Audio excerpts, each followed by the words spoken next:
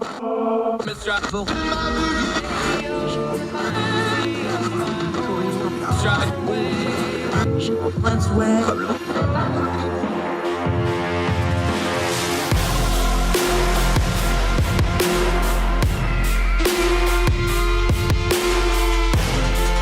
your host, Andrew Donaldson. This is Heard Tell. Heard Tell Show. It is Thursday, folks, August the 18th, year of our Lord 2022. Just continues to roll right along. So glad you're with us for Heard Tell. I'm Andrew Donaldson. Thank you so much for joining us. We're going to do something a little different. We're going to go deep on a subject today, but it's an important one. The student loan crisis. People calling for forgiveness. People calling for reform. People calling each other names over it. A lot of calling. We're going to do some talking about it. Student loan. We're going to get in Flavia Nunez. Great Young Voices contributor, part of the new generation of college students. She's down at UNC Chapel Hill. Really sharp person. She's one of only 12 Bezos scholars in the country. We're going to talk to her about it. She's also part of this COVID generation that went through the school shutdowns, and now they're in college. She's going to talk about the personal side of student loans because they just went through the process, how the narrowing of the window of doing it affects how they have to make decisions on these things. Then we're going to talk about, of course, the graduate part of it, the debt part of it, the policy, the politics.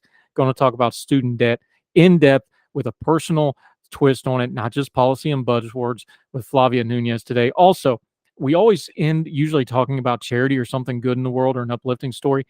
The biggest way that Americans donate money out of their investments. There's some data out on the first part of 2022. It's very, very telling data. It also raises some questions. We're going to end the show talking about investment giving. We're talking billions and billions of dollars in giving and charity and what it says about us and what we're doing philanthropically around the world. Touch on that in a little bit. But first, there's a story on social media that's being used, and we need to turn down the noise on it. So let's start right there. Noise on something you may have seen on social media, because we have sitting office holders, we have big name media personalities, we have sitting Congress people tweeting out this photo of purported IRS agent training where they have on tactical gear. They're in a ballroom type situation, it looks like, and they've got guns out. It's bad trigger discipline. They look like they're pointing a gun at a guy's back. There's a gentleman in a wheelchair that looks like he's got a gun to the back of a suspect, this kind of thing. It looks really sloppy and ugly. And they're, of course, opining all over things because we just had the legislation passed with the 87,000 new IRS agents and all this, that, and the other. That's all fair game for criticism. The problem is these photos are not IRS training. It's something called the Adrian Project. It's been going on for years. If you go to IRS.com, you can look it up. We will link to it. I'm quoting here. If you think all accountants sit at a desk all day, IRS criminal investigation special agents prove you wrong. For years, IRS criminal investigation field officers have brought the Adrian Project, let me repeat that, for years, this is not new, to college and university campuses nationwide. How does it work? Classes participate in a day-long simulation of a mock criminal investigation. The goal is to provide students with a first-hand look at what it's like for IRS special agents to carry out an investigation, track illicit money from the crime to the criminal. Students are quote-unquote sworn in as special agents in the morning, wear IRS protective vests. That's what you saw in the pictures. Use handcuffs, toy guns, and radios to communicate with their counterpart agents on the case. The students sharpen their forensic accounting skills and are introduced to interviewing suspects, conducting surveillance and documents. The day ends when the students solve the crime and arrest the mock offender. The Adrian Project provides students a glimpse into the career life of an IRS special agent and what a criminal investigation entails. In short, it looks sloppy and silly and like little kids playing dress up because that's what it was. It was students in some kind of a conference room or ballroom or some such playing IRS agents because the IRS has a long-running recruiting and PR program where they have them play act through this. So that's why you had poor trigger discipline. They're toy guns for a bunch of people that's probably never held one. So for sitting members of Congress and for big talking heads on major media networks to be tweeting this out like this is attached to the 87,000 new IRS agents, it's silly, it's nonsense, and they should know better. But they can just smash send and not have any repercussions. The problem with this is when you do silly stuff like this, the actual problem of having 87,000 new IRS agents, more specifically what they're going to be doing, gets lost because now you look silly because you were chasing an internet meme instead of the truth. Remember, folks, smashing send is always an option. Usually, the option to not do so, at least until you Google something and make sure it is what you think it is the right option. Just because it fits into your priors doesn't mean you should smash send. So that's what's really going on with that. And you should judge the people who sent this out without checking into it first a little more harshly, especially if they've got TV gigs, especially if they have congressional seats that they sit in. We should demand better from them, not just the IRS, too, although they've got plenty of work to do as well. More Heard Tell right after this.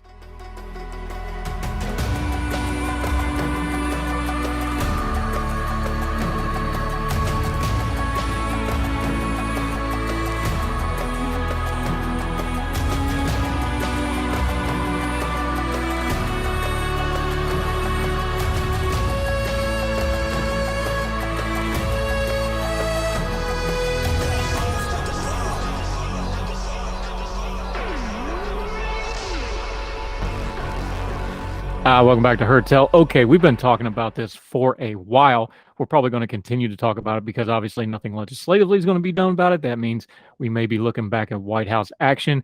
Meanwhile, colleges are back in session. Most of them started this week. So let's talk a little bit about student loan debt. Flavia Nunez, Young Voices contributor. She's up at UNC Chapel Hill, but for the purposes of this conversation, we will not hold that against her.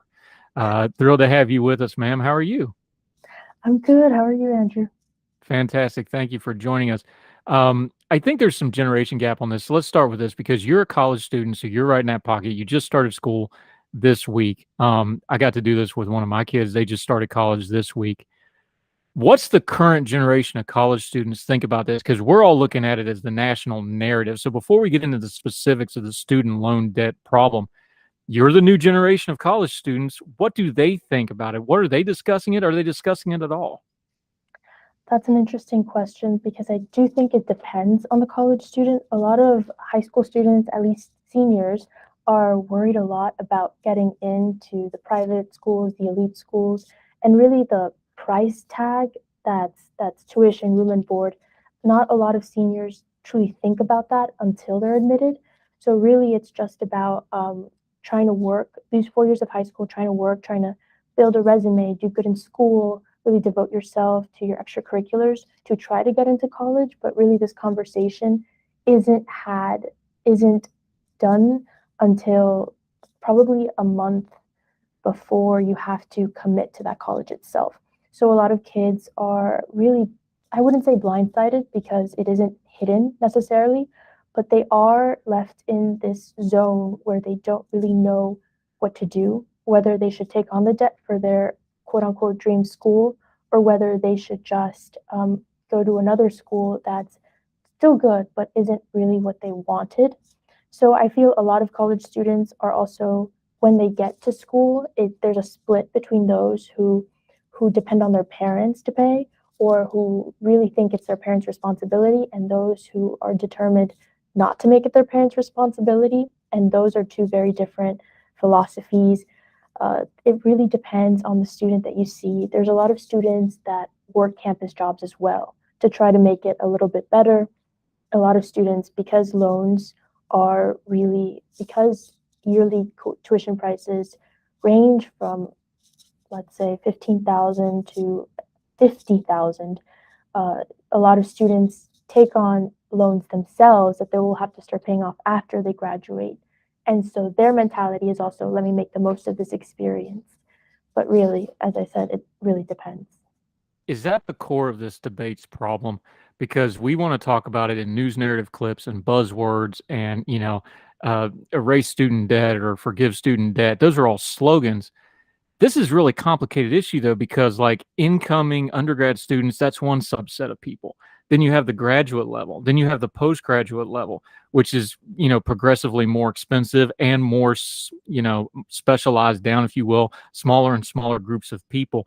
This has a lot of different categories under student loan debt, but we're always talking about it as if it's like a one size fits all problem that's going to have a one size fits all solution. And that's just not the case, is it? No, it definitely isn't. I was just talking about really undergraduate, post-secondary education when I referred to the high school seniors. But yes, you have graduate school in all forms. You have law school, med school. It really is a broad problem, and it is definitely not a one size fits all. I mean, right now the narrative, the national narrative, as you said, is really focused on, I want to say, millennials and those who started college perhaps in the 2000s or 2010s, who are now really not starting the workforce, but not really that far into it, and are just worried about how they're going to pay for a house, how they're going to pay for a car, how they're going to start a family. They're really set back because they have such an early debt. I mean, if debt every time the debt to income ratio increases by 1%, consumption decreases by 3.7 approximately.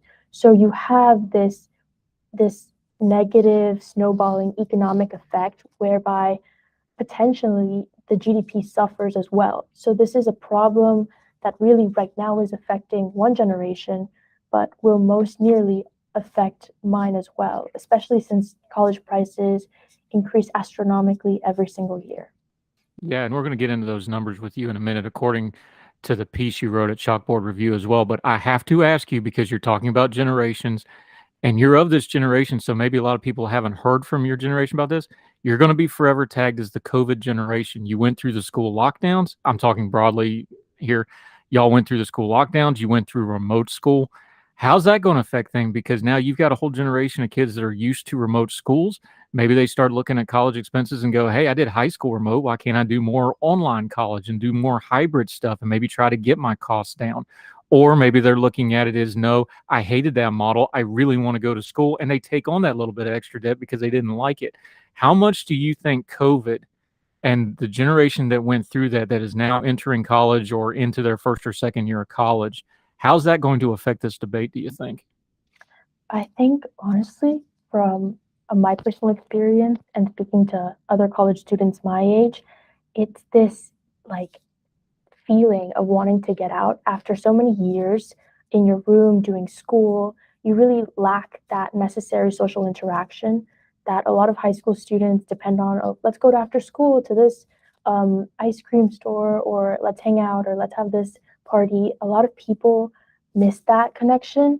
And when people think of college, mostly they think of the academic component, how well the professors are, the class to the professor to student ratio. But a lot of the time, they're also a big factor is sports and social life, especially for the university that I'm in. School spirit is a big thing. And so are parties. And I feel like that's almost a focus. After so long indoors, young people just want to get out. And college, I feel, referring to your question, yes, I believe that makes people even more willing to take on that extra debt, because they think that it will pay off in not just the long run, but the short run. Again, this is really a decision that's made for high school students in relative terms about a month. So you get accepted and get your financial aid package about a week after, if not immediately after you get accepted. And after that, you have approximately a month to decide whether to pay that amount of money. And a lot of the time, you don't really think it through, especially at 18. You don't have all of your cards in order, all the chess pieces on the table. You don't really know if you're going to finish that degree. I mean, 38% of students or borrowers who were students at one point did not finish their degree. So what they worked forward, they didn't really gain the positive effects of it. So you start life with debt and not with necessarily the things that you expect a college degree to give you, like a higher paying job, more stability in life. So yeah, I feel like COVID does really change the mindset of my generation. We really want to go to college not just to learn, though some of us prefer online classes because of their easier nature. We go to college to interact with others our age.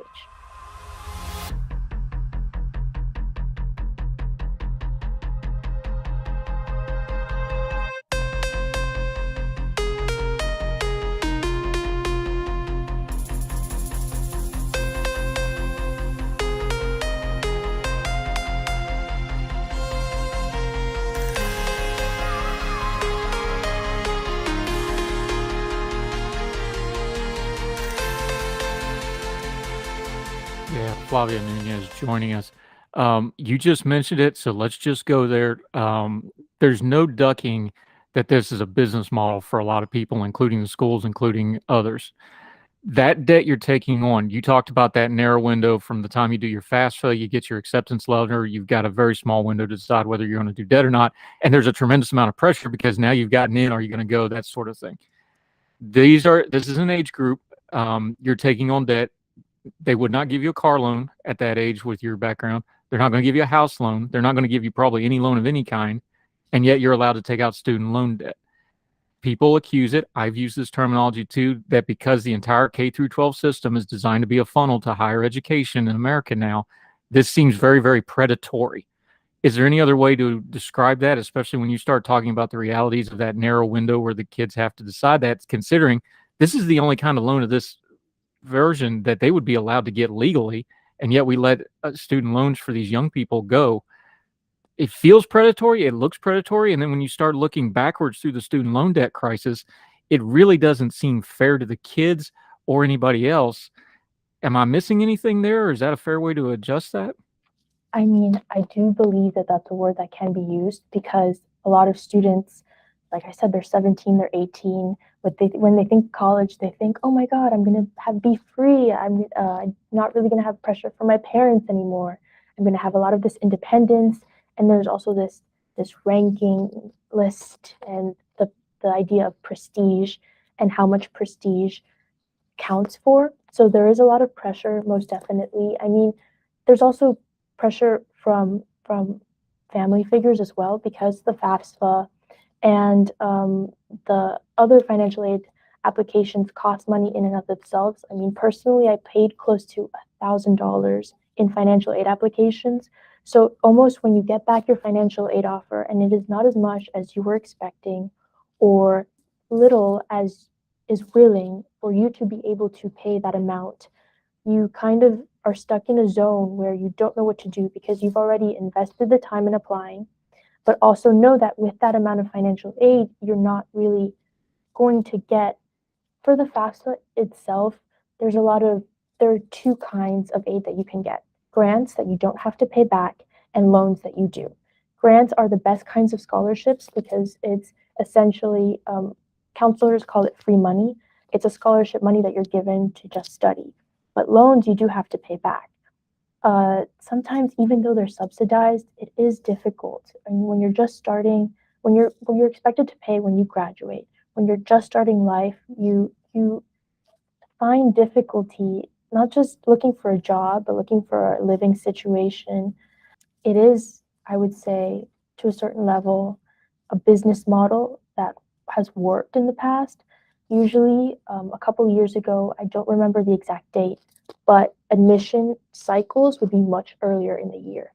And so students had a much broader window to see their financial aid offer and call the financial aid office and appeal for a new decision. There used to be a broader window, but that isn't really, as you can tell, as profitable for colleges.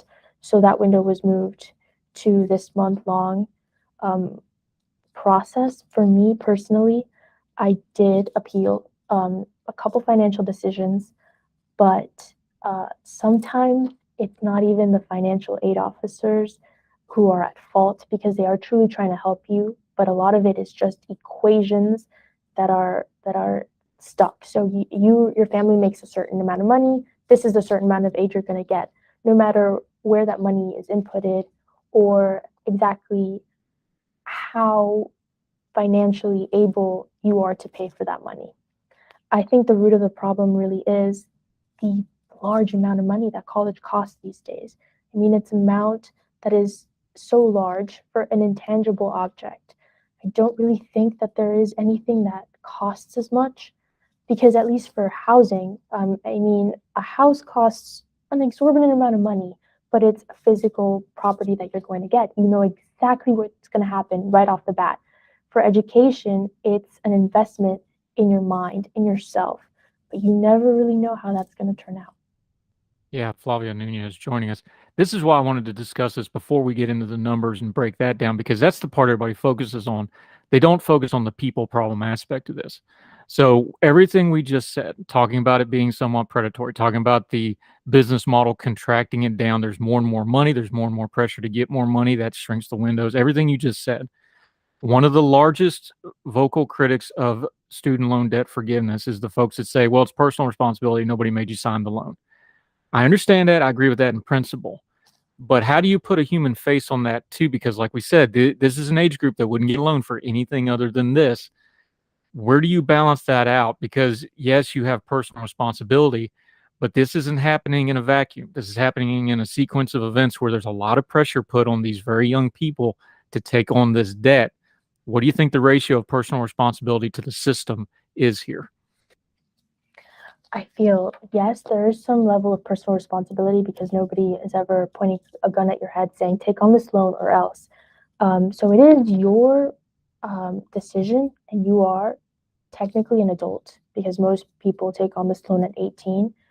Some people are not. Some people take on this loan at 17, or some people go to college at 16. But at the same time, you are making this decision when your frontal lobe isn't really developed yet either.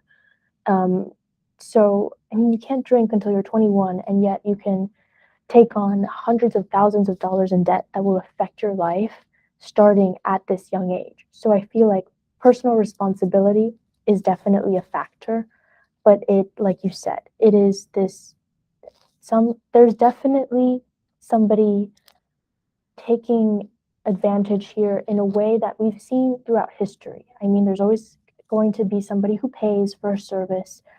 And in this case, the service is one that a lot of students don't really know. I mean, when you're 18, what you've lived is barely anything at all. You don't really know what it is to be an adult yet. You've lived with your parents or parental figures, and so you're off in a new place, worrying about, let's say, doing your laundry for the first time or doing the dishes, maybe not for the first time, but definitely on your own. And just you don't really realize like how much money it is to take on at such a young age and how much time you'll be paying it back. And so you depend on other people a lot of the time to tell you what to do because you respect older figures. So it really depends on the people also that you're surrounded with. The responsibility also lies on them. So I feel like for those who are saying that it is, I guess, it is the fault of whoever signed the loan, I understand, but at the same time, it's the influence around that person and the institutions who have this model going forward. How much does that ratio change when you start talking about a 25-year-old or a 30-year-old, that age group that's going to do grad school or post-grad school or doctorate work, things like that? Does that calculus start to change a little bit as you get more older? Like you said, those are younger people. These are people that are more established in the world, know a little bit more. They've gone through the undergrad process, so they know the machinery of it, because college is a machine. You're a cog in it. That's just what it is. Does that calculus change for those folks because they're the ones that have the ability and a little bit more platform and a little bit more noise to make noise about things like student loan forgiveness that we hear from more often? Yeah, most definitely. I feel like for undergraduate, there's a lot of more options if you don't want to take on debt. There are a lot of community colleges available. There are a lot of, well, not a lot, but there are some scholarships specifically for undergraduate students who are not financially able to pay, and some scholarships that are just fully merit-based. Um, there's a lot more leeway for undergrads than there are for graduate students, I feel. And while some undergraduate students have their debt paid for by the employers they're going to work with, if they work with them after a certain time, a lot of graduate students, I feel, are left with no choice. They really do have to take on this loan, or if not, they won't be able to do the things that they necessarily want to do. Be a researcher, work in academia, become a lawyer, become a doctor. But the logic behind that is that it's a much bigger debt to take on graduate school because it's a much bigger degree. It gives you a lot more credibility in your area, and it's definitely what right now some lawmakers are trying to limit. It's this I forgot the name, but the abbreviation is REAL, and it's this act put forward by congressional lawmakers that most likely will not be passed because it is conservative in nature at this moment. But it limits grad student loans because that is such a big portion of the $1.7 trillion that we are currently facing today. Yeah, Flavia Nunez joining us. We're going to get into those numbers like she just mentioned. She's got a great piece about why the pause in student debt won't fix the problem. We're also going to talk about the pauses coming off from the COVID age and the abatements. That's all coming to an end. What's that means? More with Flavia Nunez right after this on Her Tech.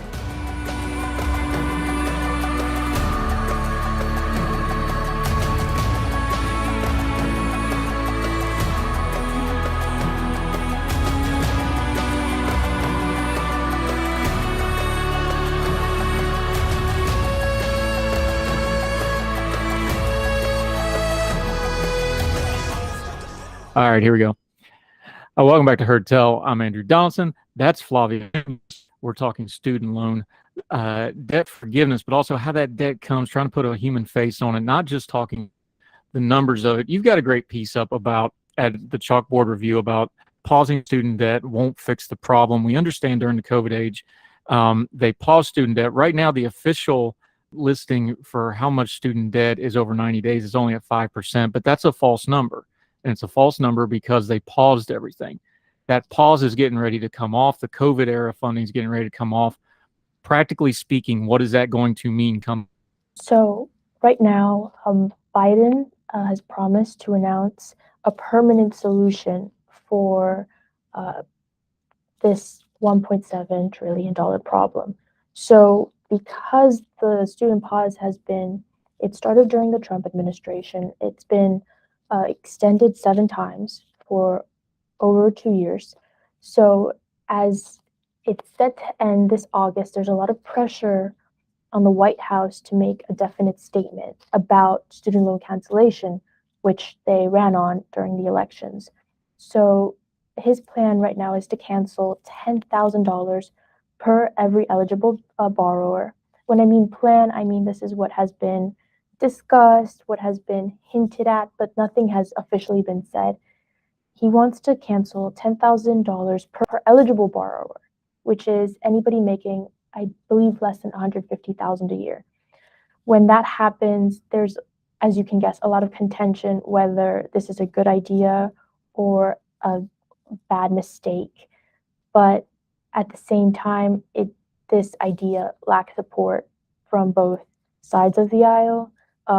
Cancellation on a broad scale is not really seen as acceptable by the right and is not really enough. $10,000 is not enough for the left to be able, they believe, to make everybody who has student loan debt stand on an equitable basis. So I feel as if the decisions right now at a standstill. Biden promised to have answers by April, but that didn't necessarily happen. He promises to have answers by August. That could or could not happen. If it does, the Education Department has already a plan in place. Leaked documents show that they have plans to expand borrower defense to repayment and really streamline the process of broad cancellation for more and more students.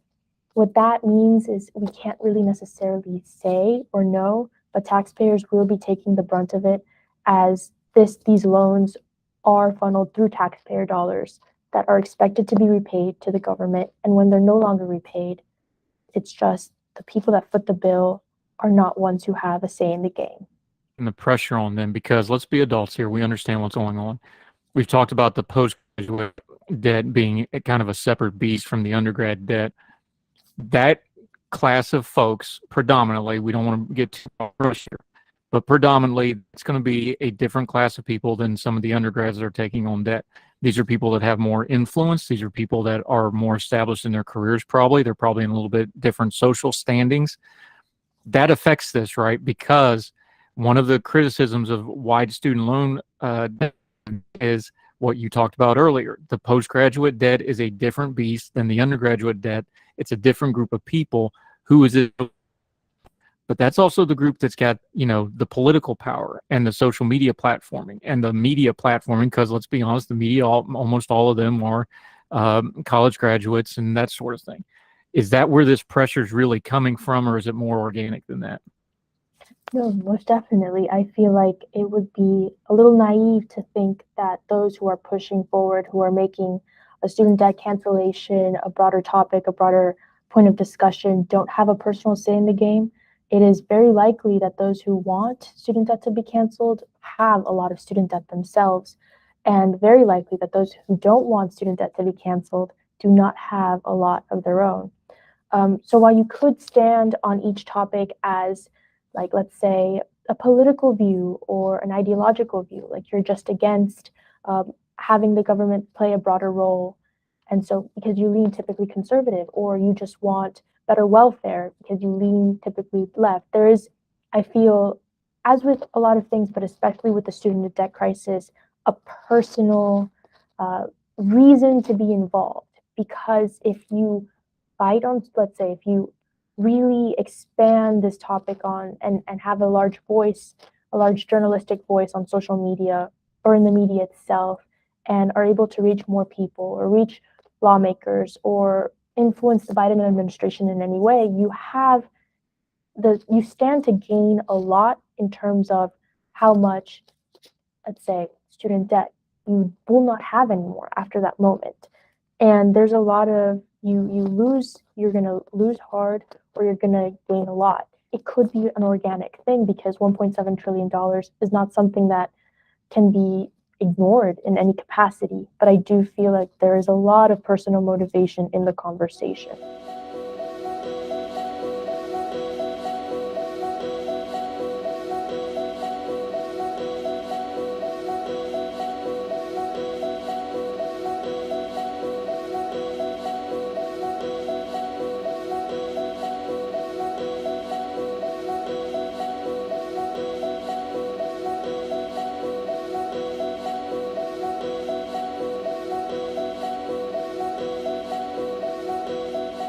We've been talking mostly, and I did it on purpose. We wanted to start with the personal side of this because this gets real buzzwordy, gets real sloganistic. But you, and in your piece, we're linking to it as always. Please read the piece in its full at Chalkboard Review. We've got the links in the show notes. We've got to deal with the root cause, which is about as impersonal as you get, the institutional structure of how all this is designed. And you touched on it in your piece. The root problem with the student loan crisis is also the root problem with education, higher education in general, the astronomical cost. College is 4 times easily more expensive than it was 50 years ago. It's mostly administrative cost, infrastructure cost, those kind of costs that are driving this charge. That's the root cause. Is there anything at all to be done about that? Because as long as that beast needs fed, they're going to be looking at student loans and the financial system as the way to do it, right? Oh, no, for sure. I mean, if student loans are canceled and you set a precedent for that kind of cancellation, then, and they're promptly offered with less requirements, then colleges will only have an incentive to raise prices more, because they realize that loans are more available to students, and students are more likely to take them on with the expectation that they will be canceled. So these astronomical costs of college really started after 1978. After the Middle Income Student Assistance Act of 1978, it made subsidized student loans much more broader. It made them much more available to other students. And so you saw this astronomical rise in prices simply because, again, colleges will still have consumers willing to pay for it, because now they have this money available to them that is easily accessible, even though that money isn't technically their own. So these astronomical costs of college are, now that I started college, I didn't really understand before. I don't think you really can until you sit in a classroom and realize, okay, my tuition doesn't cover this class. It covers campus health. It covers how much mental health services on campus. It covers all the recreational services, the gym, the conference rooms, the libraries. And this question, I mean, this is just a theory of where the money is going. We don't really know, because institutions are not required to disclose that information. This aspect, this theory that the money is mainly going to campus recreational activities, it means that it's time for perhaps campuses, colleges and even lawmakers to start evaluating whether it's necessary or whether it's right to charge such a large amount of number for these facilities for students who just want to go to college for the academic component. Again, there's another theory about why costs have risen so much, and that's that colleges depend on a high wage labor model, and that could very well be the case too, but we don't really know how much deans or chancellors or professors are paid because it's not required for them to disclose that information. I'm not proposing that this is a solution, but these are just many different factors that should also be included in the conversation, because I feel like the student debt crisis is really mainly focused and a lot of the blame is placed on the students that take on the debt and the federal government that gives out the debt, but hardly none of it is ever put on institutional accountability. It's people take college prices and these $50,000, $80,000 price tickets as something normal, when that should really be reevaluated. Flavia Nunez joining us from Young Voices. Let's be honest here. The deans and the presidents and the department heads, they're not missing any meals, whatever their salaries are. They're doing okay. We know what the football coaches are making, especially at the state schools. We know what the university presidents are making for the most part, because that's a competitive thing and they tend to go around place to place. They're making bank. Is there going to be a place to kind of loop this back where we started with the personal? On a practical level, as adults, just grown folk talk here, we understand this system is not going to change until something seismic happens where the money flow gets cut off. That means people either stop going or stop taking out the loans.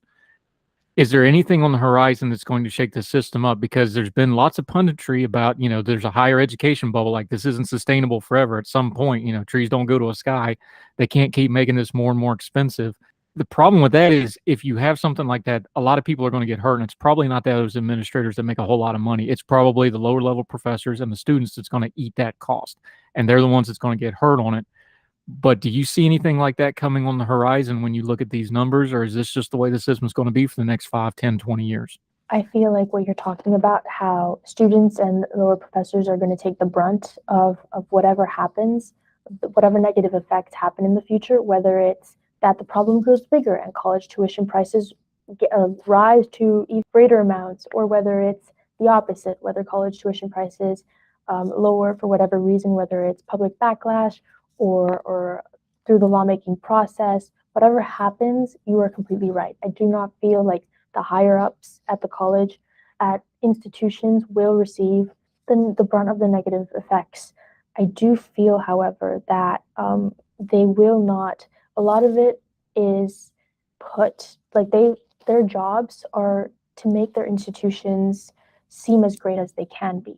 And I feel like while they won't necessarily be forced to give up their salaries or to take on any action because the system that they have going works for them or is comfortable, there will be a time where this prestige will turn from a positive connotation as it does now. I mean, the richest parents want their children to go to these elite colleges. The celebrity parents, there was the crisis at the University of Southern California, where parents paid exorbitant amounts of money in order to fake that their students were on sports teams in order to get them into colleges. I mean, people pay a lot of money and risk a lot on this idea of prestige. And I do feel like this word that is so good and that colleges strive to achieve, it will go in a very negative light in the coming years, because people will start associating prestige with corruption, perhaps, with the idea that it's not a true meritocracy because it's limited to not just the people who can get in, but the people who can pay for that.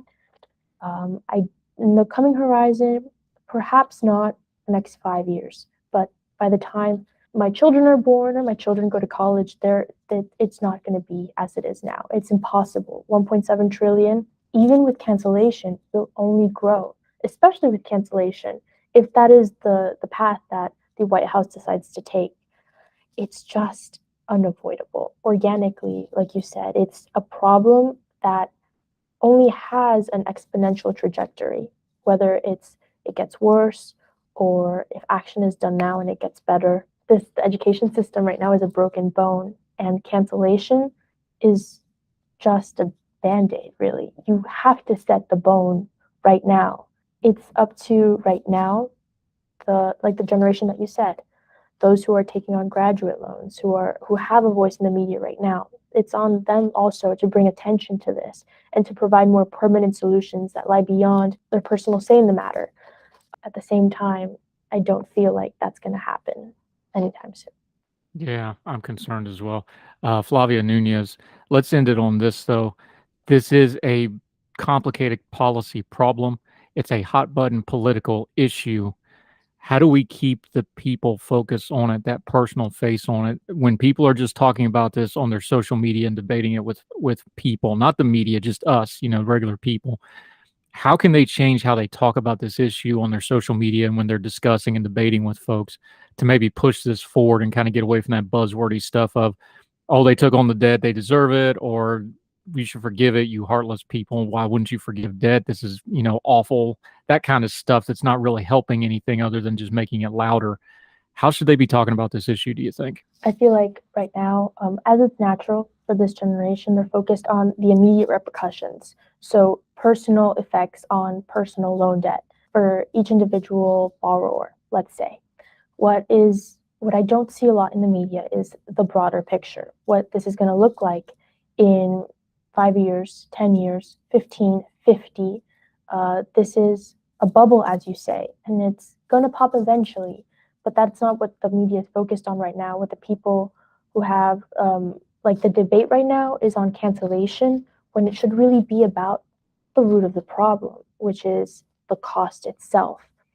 I do feel like it is necessary for the conversation to change in that aspect, for you to be able to say, okay, well, it is true that this is a problem right now, but how can I make sure that it doesn't become a bigger problem later? Flavia Nunez, she's one of only 12 Bezos scholars in the United States. She's a Morehead Kane scholar at UNC Chapel Hill. I was giving it a little hard time earlier because I've been in North Carolina a long time, so I like to give them a hard time. It's an excellent school. It's very prestigious. Well done on that. Let folks know where they can follow you and keep track with what you've got coming next until we get you back on Heard Tell again, my friend. Thank you so much for this opportunity. I had so much fun. I love talking about this. So right now I don't have a Twitter, which is a mistake of mine. Probably a smart thing. That's not a bad thing. Good.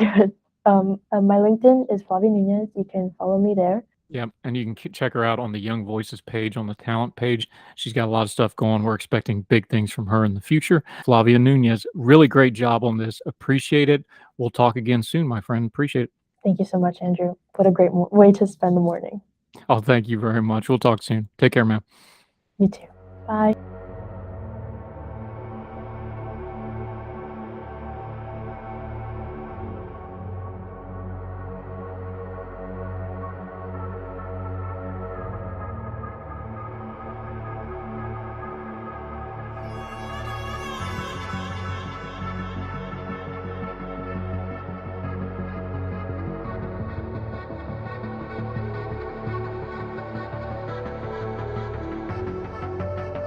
Welcome back to Heard Tell. We always end on something that's on a good note. Often that is some kind of a charity thing. This is one of the biggest charity and grant makers in the world. Comes from WNYT.com. That's News Channel 13 for those of y'all up there. Donations from Fidelity Charitable climbed 11% to a record $4.8 billion for the first half of 2022. The nation's largest grant maker announced on Wednesday growth in payouts from Fidelity's donor-advised funds, which lets donors enjoy tax deductions and investment gains on their donations before they give the money away, paints a far sunnier picture about philanthropy than other recent reports. The Giving USA report released last month found 2021 donations were down 0.7% when adjusted for inflation. That was a sign that the sector is generally struggling to keep pace with increased needs caused by the higher prices and global crises like the pandemic and the war in Ukraine. Quote, individual donors are thoughtful when it comes to contributing to their donor-advised funds, letting those grow out of the funds impact they give. Fidelity Charitable President Jacob Pruitt told the Associated Press they can give more at the end of the day, and not only are giving more, but they're giving it to a variety of different causes. Fidelity Charitable donations earmarked more than $128 million in grants to Ukraine aid efforts in the first half of 2021, Pruitt said emergency relief operations organized for the International Medical Corps saw the number of Fidelity charitable donors provide them a grant jump more than 1,000% compared to the first half of 2021, while Chef Jose Andres' food security nonprofit World Central Kitchen grew by more than 500%. Similarly, Schwab Charitable announced Tuesday that its grants through its donor-advised funds were up 27% to over $4.7 billion in the 2022 fiscal year, which ended June 30th.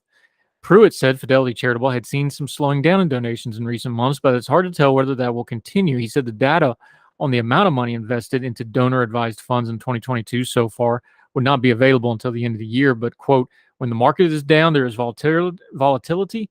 Our donors usually step up. He said generosity will continue.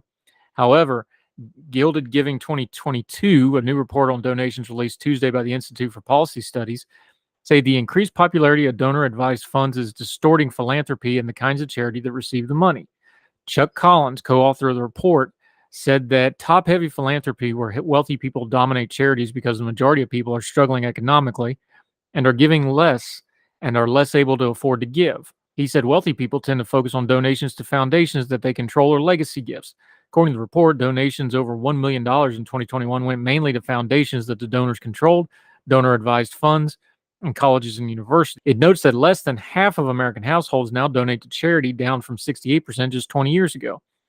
Collins, this is a quote, "The more that wealthy people shape the priorities of philanthropy, the less we see people giving directly to those helping in their communities. We should see that change with the increase of oversight. We should fix the design flaw. Legislating required those using donor-advised funds to finish giving away the money within 15 years in order to maintain their income tax deduction was introduced in the Senate last year by Republican Senator Chuck Grassley of Iowa and Independent Senator Angus King of Maine, who caucuses with the Democrats.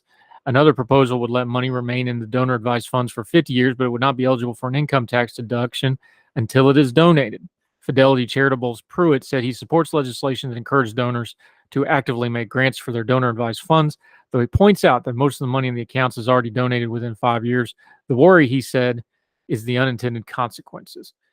Some news on how some big money donations get done, still doing a lot of work, maybe little policy things we can look at going down the road. Just be aware of it, that there's a lot of people out there still giving a lot of money. We can parse out how it is later, but folks are still giving, and that's a good thing. Make sure you're giving in your communities where you can, how you can, and that'll do it for what we're going to give you today on Heard Tell. We're all done. But you can find us on all the podcasting platforms. You can find us on YouTube. You can find us on our Big Talker radio partner. However you're watching or listening, we sure appreciate you. Make sure you're subscribing. Make sure you're following us at Heard Tell Show on the Twitter. Make sure you're emailing us. We'd love to hear from you. We might even put it on the show. We've done whole segments and whole shows off reader requests, feedbacks, and opinions. heardtellshow@gmail.com. Love to hear from you. So till we hear from you again, we hope wherever you are, across the street or around the world, that you and yours are well. We hope you're well fed. We'll talk again real soon for more Heard Tell. All the music on Heard Tell is provided under a Creative Content license from monstercat.com.